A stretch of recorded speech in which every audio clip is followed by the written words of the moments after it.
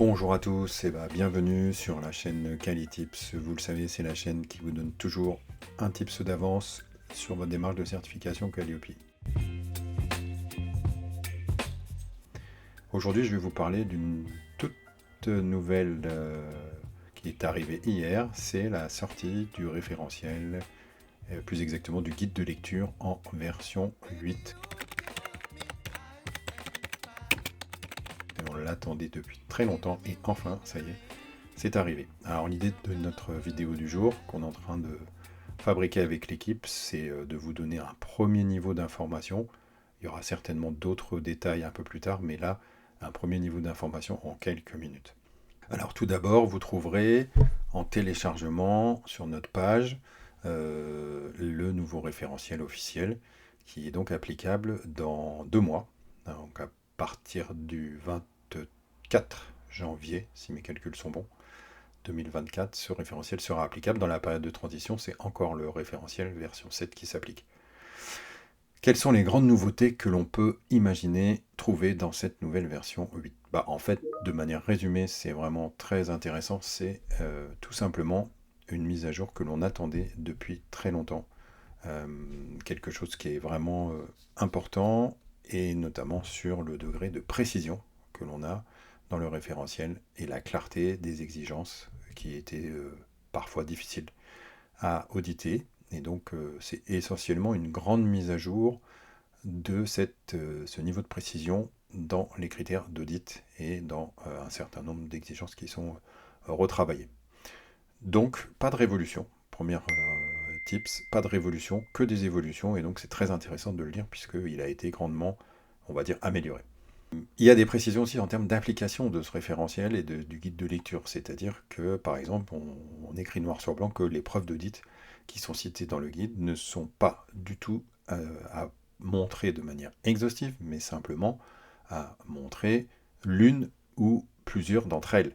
Avant, sur le terrain, cette bonne pratique était connue et reconnue, mais aujourd'hui, elle est spécifiée dans le référentiel.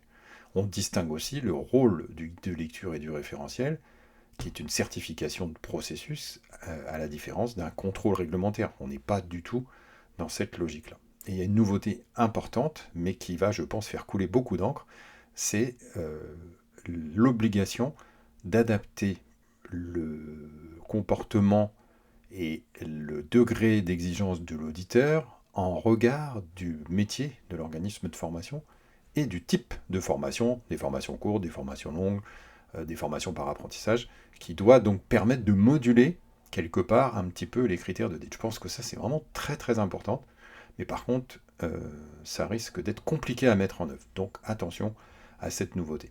Alors, dans les grandes lignes, quels indicateurs ont vraiment changé? Alors, il y a l'indicateur 2, sur la logique de prise en compte des résultats d'accomplissement et de performance, qui a été remanié. Ça, c'est vraiment une des grandes nouveautés en termes de description de l'indicateur 2, en termes de niveau à atteindre.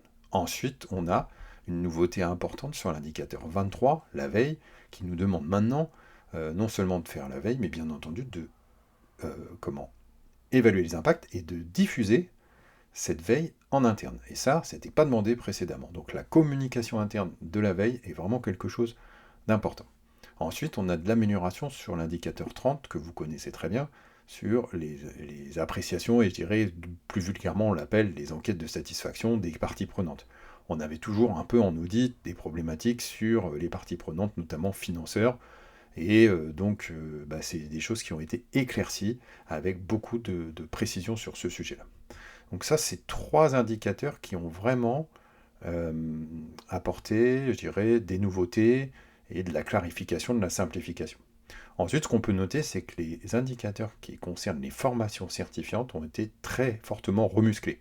Là, il y a pas mal d'indicateurs qui amènent des précisions, qui amènent des nouvelles exigences sur les formations certifiantes qui avaient été un petit peu délaissées dans la version 7. Là, aujourd'hui, voilà, il y a beaucoup de nouveautés, notamment dans l'indicateur 1 et dans l'indicateur 5. Et puis, une autre nouveauté qui était attendue sur le terrain, c'était concernant l'indicateur 12. Et cet indicateur-là, il n'était pas si évident que ça à auditer. Vous savez, c'est celui qui parle de l'assiduité et d'éviter les ruptures de parcours. Parfois, on se demandait un peu ce qu'on allait pouvoir raconter dans cet indicateur. Alors ça, c'est bien parce qu'aujourd'hui, ça a été très bien spécifié. Il sera applicable pour les formations qui durent plus de 2 jours. Et ça, c'est une nouveauté.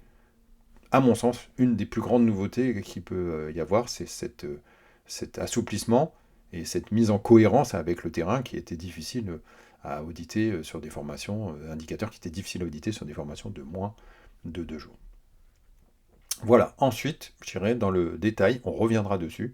Il y a évidemment toute la mise en cohérence avec les textes de loi, notamment l'arrêté qui a été sorti l'été dernier, bien clarifier le périmètre du nouvel entrant. Les définitions au sein du référentiel ont été revues. Il y a des définitions nouvelles qui sont apparues que moi j'attendais depuis longtemps, notamment sur la partie traitement des réclamations. Enfin, on a la définition de ce que c'est qu'un aléa et de ce que c'est qu'une difficulté, vu que ce sont les 3 composantes de cet indicateur. Et donc là, c'est quelque chose qui a été revu. Et enfin, pour terminer, bon nombre de preuves et d'exemples de preuves qui sont cités dans le référentiel ont été bien mises à jour, avec l'apparition de preuves, on va dire, plus actuelles, notamment sur la formation ouverte à distance, sur la prise en compte de la réaction des organismes financeurs dans l'indicateur 30. Donc on a énormément de mises à jour de ces éléments de preuve dans le référentiel, donc il est assez intéressant de le lire parce que ça change un petit peu les choses. Voilà, on vous prépare également un document de comparaison sur justement les exigences avant en version 7 et les exigences maintenant en version 8 pour que vous puissiez vous repérer assez rapidement. Voilà, je vous dis à très bientôt pour plus de détails et n'hésitez pas à vous abonner à notre chaîne.